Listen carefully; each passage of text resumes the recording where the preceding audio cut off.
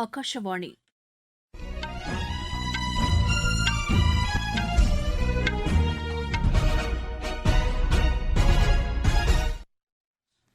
செய்திகள் வாசிப்பவர் வடிவழகி கபிலன். தலைப்புச் செய்திகள்: பழங்குடியினர் மேம்பாட்டுக்கான அரசு திட்டங்களின் பயன்கள் கடைக்கோடி கிராமங்களுக்கும் சென்றடைய வேண்டும் என்று குடியரசுத் தலைவர் திருமதி திரௌபதி முர்மு வலியுறுத்தியுள்ளார். சிறப்பான கொள்கைகள் மற்றும் திட்டங்களால் சூரிய சக்தி மின் உற்பத்தியில் இந்தியா 2வது இடத்திற்கு முன்னேறியிருப்பதாக மத்திய அமைச்சர் திரு பிரஹலாத் ஜோஷி தெரிவித்துள்ளார். புதுதில்லி மால்வியா நகர் உணவகத்தில் ஏற்பட்ட தீ விபத்தில் 20க்கும் மேற்பட்டோர் உயிரிழந்துள்ளதாக தகவல்கள் தெரிவிக்கின்றன. உயிரிழந்தவர்களின் குடும்பத்தினருக்கு பிரதமர் திரு நரேந்திர மோடி இரங்கல் தெரிவித்துள்ளார். ஹோர்முஸ் நீரிணையை தடையின்றி பயன்படுத்துவதற்கு மேற்கொள்ளப்படும் முயற்சிகளுக்கு சீனா ஒத்துழைப்பு தர வேண்டும் என்று அமெரிக்கா கேட்டுக் கொண்டுள்ளது. 18 வயதுக்குட்பட்டோருக்கான ஆசிய கோப்பை ஹாக்கிப் போட்டியின் மகளிர் பிரிவில் இந்தியா அரையிறுதிக்கு முன்னேறியுள்ளது. இனி விரிவான செய்திகள். நாட்டில் உள்ள பழங்குடியின மக்கள் வளமான கலாச்சாரத்தையும் பண்பாட்டையும் கொண்டிருப்பதாக குடியரசுத் தலைவர் திருமதி திரௌபதி முர்மு தெரிவித்துள்ளார். புதுதில்லியில் இன்று ஒருங்கிணைந்த பழங்குடியினர் மேம்பாட்டுக்கான அமைப்புகள் மற்றும் திட்டங்களை வலுப்படுத்துவது குறித்த தேசிய மாநாட்டை தொடங்கி வைத்து பேசிய அவர், பழங்குடியினரின் வாழ்வாதாரத்தை மேம்படுத்தி அவர்கள் வளர்ச்சிப் பாதையில் செல்வதற்கான பல திட்டங்களை அரசு மேற்கொண்டுள்ளதாக தெரிவித்தார். திட்டங்களின் பயன்கள் கடைக்கோடி கிராமங்களில் உள்ள ஒவ்வொரு வீட்டிற்கும் சென்றடைய வேண்டும் என்று அவர் கேட்டுக் கொண்டார். சில பகுதிகளில் வசிக்கும் பழங்குடியின மக்கள் அரசின் திட்டங்கள் குறித்த விழிப்புணர்வு இல்லாமல் இருப்பதாகவும் அவர்களுக்கும் திட்டங்களின் பயன்களை கொண்டு சேர்க்க வேண்டும் என்றும் குடியரசுத் தலைவர் திருமதி திரௌபதி முர்மு வலியுறுத்தினார்.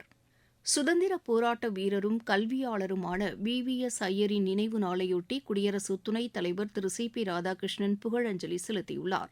இது தொடர்பாக அவர் வெளியிட்டுள்ள சமூக வலைதள பதிவில், VVS ஐயர் வீர தீரமிக்க சுதந்திர போராட்ட வீரராக திகழ்ந்தார் என்றும் தமிழ் இலக்கியத்திற்கு அவர் அளித்த பங்களிப்பு போற்றுதலுக்கு உரியது என்றும் கூறியுள்ளார். VVS ஐயரின் வாழ்க்கை இளைய தலைமுறையினருக்கு வழிகாட்டியாக அமைந்துள்ளதாகவும் திரு CP ராதாகிருஷ்ணன் குறிப்பிட்டுள்ளார். சூரிய சக்தி மின் உற்பத்தியில் இந்தியா 2வது இடத்திற்கு முன்னேறியுள்ளது. கடந்த ஆண்டில் 2வது இடத்தில் இருந்த அமெரிக்கா 3வது இடத்திற்கு சென்றுள்ளது. சூரிய மின்சக்தி உற்பத்தியில் சீனா முதலிடத்தில் உள்ளது.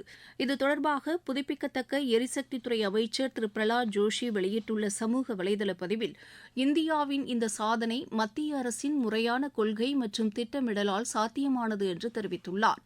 பிரதமர் திரு நரேந்திர மோடி தூய்மை எரிசக்தியை ஊக்குவிப்பதற்காக சூரிய மின்சக்தி திட்டங்களை கொண்டு வந்ததாக அவர் தெரிவித்துள்ளார். எரிசக்தி பாதுகாப்பையும் இது உறுதி செய்துள்ளதாகவும் திரு பிரஹலாத் ஜோஷி கூறினார்.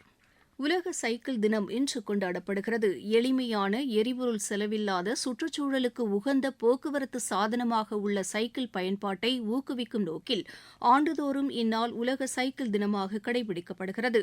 துர்க்மெனிஸ்தான் நாடு முன்மொழிந்ததை ஏற்றுக்கொண்டு ஐநா பொதுச்சபையில் இதற்கான தீர்மானம் நிறைவேற்றப்பட்டது. பசுமையான எதிர்காலத்திற்கான சைக்கிள் பயணம் என்ற கருப்பொருளுடன் இவ்வாண்டு உலக சைக்கிள் தினம் கொண்டாடப்படுகிறது. உலக சைக்கிள் தின வாழ்த்துக்களை தெரிவித்துள்ள மத்திய இளைஞர் நலன் மற்றும் விளையாட்டுத்துறை அமைச்சர் டாக்டர் மன்சுக் மாண்டவியா, ஆரோக்கியமான பசுமையான தேசத்தை உருவாக்க இளைஞர்கள் சைக்கிளை பயன்படுத்த வேண்டும் என்று கூறியுள்ளார். சமூக வலைதளத்தில் அவர் வெளியிட்டுள்ள காணொலி பதிவில், சுற்றுச்சூழலுக்கு பாதிப்பு இல்லாத சைக்கிள் பயணம் சமநிலையான வாழ்க்கை முறையையும் உறுதி செய்வதாகவும் தெரிவித்துள்ளார்.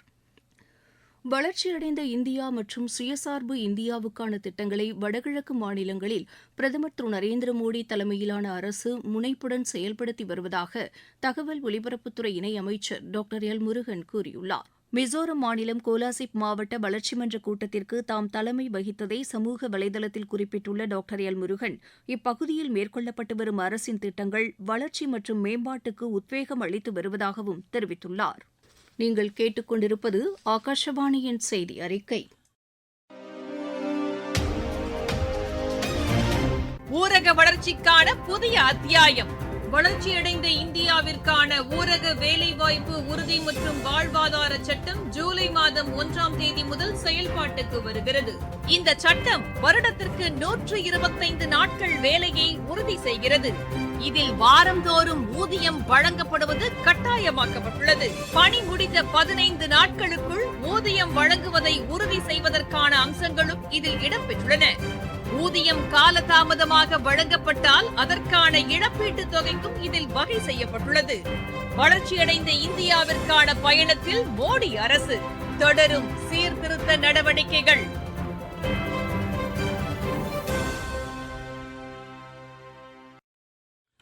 புதுதில்லி மால்வியா நகர் உணவகத்தில் இன்று நண்பகல் ஏற்பட்ட தீ விபத்தில் 20க்கும் மேற்பட்டோர் உயிரிழந்திருப்பதாக தகவல்கள் தெரிவிக்கின்றன.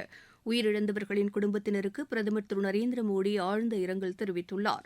உயிரிழந்தவர்களின் குடும்பத்தினருக்கு தலா 2 லட்சம் ரூபாய் நிவாரணம் வழங்கப்படும் என்றும் காயமடைந்தவர்களுக்கு தலா 50,000 ரூபாய் நிவாரணம் வழங்கப்படும் என்றும் பிரதமர் அறிவித்துள்ளார். தீயணைப்பு வீரர்கள் உடனடியாக வந்து தீயை கட்டுப்படுத்துவதற்கான நடவடிக்கையில் ஈடுபட்டு வருகின்றனர். தீயில் சிக்கியவர்களை விரைவாக மீட்கும் பணிகளும் மேற்கொள்ளப்பட்டு வருகிறது. ஆரவல்லி மலைத்தொடர் குறித்து மத்திய அரசு தயாரித்த அறிக்கையை ஆய்வு செய்வதற்காக உச்சநீதிமன்றம் உயர்மட்ட நிபுணர் குழுவை அமைத்துள்ளது. வன ஆராய்ச்சி மற்றும் கல்விக் குழுமத்தின் தலைமை இயக்குநர் காஞ்சன் தேவி தலைமையிலான இக்குழு மத்திய அரசு அனுப்பியுள்ள அறிக்கையை ஆய்வு செய்து வரும் ஆகஸ்ட் மாதம் 31ஆம் தேதிக்குள் அறிக்கையை தாக்கல் செய்ய வேண்டும் என்றும் உச்சநீதிமன்றம் உத்தரவிட்டுள்ளது. எவ்வித சமரசத்திற்கும் உட்படாமல் அறிவியல் பூர்வமாக அனைத்து பிரச்சினைகளையும் ஆய்வு செய்ய வேண்டும் என்றும் ஆரவல்லி மலைத்தொடரின் சுற்றுச்சூழல் பாதுகாப்புக்கான பரிந்துரைகளையும் அறிக்கையில் தெரிவிக்க வேண்டும் என்றும் கேட்டுக் கொள்ளப்பட்டுள்ளது. ஆரவல்லி மலைப்பகுதியில் சுரங்கப் பணிகளுக்கு அனுமதி அளிப்பதால் சுற்றுச்சூழலுக்கு ஏதேனும் பாதிப்பு உள்ளதா என்பதையும் தெரிவிக்க வேண்டும் என்று உச்சநீதிமன்றம் கேட்டுக் கொண்டுள்ளது. பிரதமரின் வங்கிக் கணக்கு திட்டம் வேலூர் மாவட்டத்தில் சிறப்பாக செயல்படுத்தப்பட்டு வருகிறது. இம்மாவட்டத்தின் முன்னோடி வங்கியான இந்தியன் வங்கி மூலம் அதிக அளவில் ஜன்தன் வங்கிக் கணக்குகள் தொடங்கப்பட்டுள்ளதாக அந்த வங்கியின் பொது மேலாளர் திருமதி லில்லி பாய் எமது செய்தியாளரிடம் தெரிவித்தார். ஜீரோ பேலன்ஸ் அக்கௌண்ட்ல ஓபன் பண்றதுக்கான கிட்டத்தட்ட 4,300,000 பேருக்கிட்ட அக்கௌண்ட் ஓபன் பண்ணிருக்கோம். தவிர்த்து பெண்கள் 2,39,105 பேரும், ஆண் வாடிக்கையாளர்கள் 1,61,130 பேரும் சேர்ந்திருக்காங்க.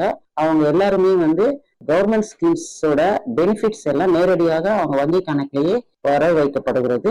அவங்க கணக்குல பேலன்ஸ் மெயின்டெனன்ஸ் தேவையில்லை. அவங்களுக்கு தேவையான எல்லா வசதிகளும் வங்கியின் சேவைகளும் எளிதாக கிடைக்கப்படுகிறது. மொத்தமா 4,50,000 அக்கௌண்ட் ஜீரோவா இருந்தாலும் அவங்களுக்கு அனைத்து வகையான வங்கி சேவைகளும் ஒரு தங்கு தடயமின்றி வர வைக்கப்பட்டு பெற்றுக் கொள்ளப்படுகிறது. ஜன்தன் வங்கிக் கணக்கை தாம் தொடங்கியதன் மூலம் அரசின் நலத்திட்ட உதவிகளை நேரடியாக பெற முடிவதாகவும் கடனுதவி பெறுவதற்கு வசதியாக உள்ளதாகவும் பயனாளி ஒருவர் தெரிவித்தார். சக்தி கடந்த 10 வருஷமா இங்கதான் அக்கௌண்ட் வச்சு மெயின்டைன் பண்ணிட்டு இருக்கோம். பஸ்ல எல்லாம் அக்கௌண்ட் ஓபன் பண்ணணும்னாக்கா 5,000 10,000 கேட்டிருந்தேன். இப்பெல்லாம் அப்படி அதெல்லாம் கிடையாது. ஃப்ரீ அக்கௌண்ட்லயே ஓபன் பண்ணி கொடுக்குறாங்க. இது ஈஸியாவும் இருக்குது, நல்லாவும். இங்க எல்லா கடன்களும் கிடைக்குது, விவசாய கடனும் கிடைக்குது, நகை கடனா கிடைக்குது. அக்கௌண்ட் ஓபன் பண்ணனாலும் ஃப்ரீ அக்கௌண்ட் ஓபன் பண்ணி நல்லா சேவை பண்றாங்க. நாங்க இங்கேயே தொடர்ந்து அக்கௌண்ட் வச்சுருக்கோம். ஹோர்முஸ் நீரிணையை கப்பல்கள் தடையின்றி கடந்து செல்வதற்கு சர்வதேச அளவில் மேற்கொள்ளப்படும் முயற்சிகளுக்கு சீனா ஒத்துழைப்பு தர வேண்டும் என்று அமெரிக்க வெளியுறவுத்துறை அமைச்சர் திரு மார்க்கோ ரூபியோ வலியுறுத்தியுள்ளார். வாஷிங்டனில் இன்று செய்தியாளர்களிடம் பேசிய அவர், ஈரானுக்கு சீனா ராணுவ உதவி செய்ததாக கூறப்படும் தகவலில் உண்மை இல்லை என்றும் தெளிவுபடுத்தினார். ஈரானுக்கும் சீனாவுக்கும் இடையே பல ஆண்டுகளாக உறவு நீடித்து வரும் நிலையில் சீன ஆயுதங்களை அந்நாடு கொள்முதல் செய்து வைத்திருந்ததாகவும் அவர் கூறினார்.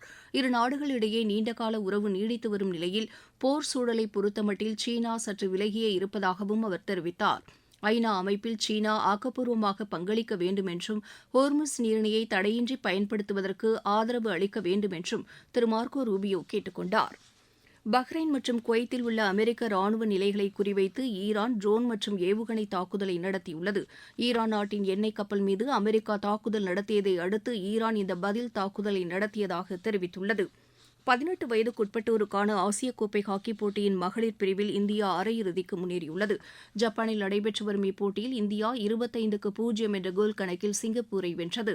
இந்தோனேஷியா ஓபன் பேட்மிண்டன் போட்டியில் இந்தியாவின் ரோஹன் கபூர் ருத்விகா ஷிவானி இணை காலிறுதிக்கு முந்தைய சுற்றுக்கு முன்னேறியுள்ளது. ஜகார்த்தாவில் நடைபெற்று வரும் இப்போட்டியின் கலப்பு இரட்டையர் பிரிவு முதல் சுற்று ஆட்டத்தில் இந்த இணை 21-14, 21-14 என்ற செட் கணக்கில் தைவான் இணையை வென்றது. தெற்காசிய மகளிர் கால்பந்து சாம்பியன் போட்டியின் 2வது அரையிறுதி ஆட்டத்தில் இந்தியா இன்று பூட்டானை எதிர்கொள்கிறது. கோவாவில் இப்போட்டி இரவு 8 மணிக்கு தொடங்குகிறது. மீண்டும் தலைப்புச் செய்திகள். பழங்குடியினர் மேம்பாட்டுக்கான அரசு திட்டங்களின் பயன்கள் கடைக்கோடி கிராமங்களுக்கும் சென்றடைய வேண்டும் என்று குடியரசுத் தலைவர் திருமதி திரௌபதி முர்மு வலியுறுத்தியுள்ளார். சிறப்பான கொள்கைகள் மற்றும் திட்டங்களால் சூரிய சக்தி மின் உற்பத்தியில் இந்தியா 2வது இடத்திற்கு முன்னேறியிருப்பதாக மத்திய அமைச்சர் திரு பிரகலாத் ஜோஷி தெரிவித்துள்ளார். புதுதில்லி மால்வியா நகர் உணவகத்தில் ஏற்பட்ட தீ விபத்தில் 20க்கும் மேற்பட்டோர் உயிரிழந்துள்ளதாக தகவல்கள் தெரிவிக்கின்றன. உயிரிழந்தவர்களின் குடும்பத்தினருக்கு பிரதமர் திரு நரேந்திர மோடி இரங்கல் தெரிவித்துள்ளார். ஹோர்முஸ் நீரிணையை தடையின்றி பயன்படுத்துவதற்கு மேற்கொள்ளப்படும் முயற்சிகளுக்கு சீனா ஒத்துழைப்பு தர வேண்டும் என்று அமெரிக்கா கேட்டுக் கொண்டுள்ளது. 18 வயதுக்குட்பட்டோருக்கான ஆசிய கோப்பை ஹாக்கிப் போட்டியின் மகளிர் பிரிவில் இந்தியா அரையிறுதிக்கு முன்னேறியுள்ளது. செய்தி அறிக்கை நிறைவு பெற்றது.